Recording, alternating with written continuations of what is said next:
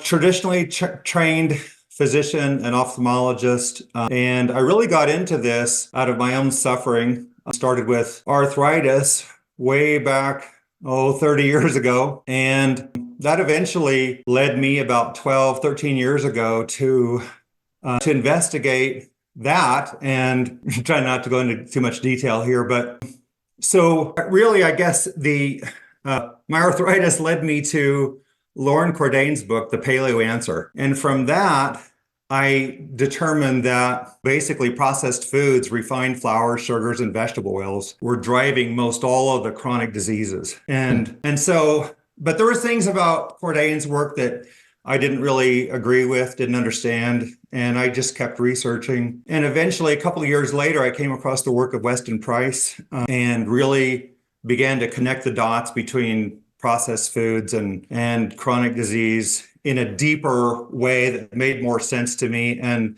that year, Nick, then I hypothesized that processed foods and vegetable oils, sugars, refined flours, all that might be driving age-related macular degeneration. I'm an ophthalmologist. Age-related macular degeneration, or AMD, is the leading cause of irreversible vision loss and blindness in people over the age of 50 worldwide. So I spent about a year and a half, or maybe almost 2 years, investigating that while I was still in practice. And in February of 2015, I was so convinced that that hypothesis held water that I left practice and pursued that full time. And so that took about another year and a half of investigation. Basically, from that, we looked at data of processed food consumption, tracking proxy markers for processed food in the form of sugars and vegetable oils, and the data in 25 nations supported that hypothesis. So I went public with that in 2016.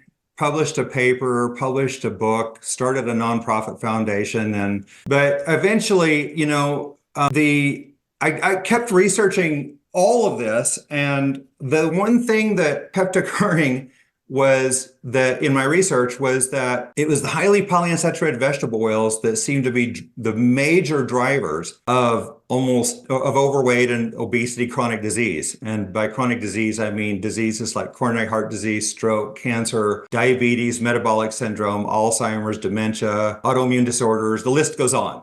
And so I went public with that in 2019, and this is kind of where where I've been spending the majority of my time over the last 5 years or 6 years. Really is processed foods and vegetable oils and overweight, obesity, and chronic disease. So that's basically my story, Nick.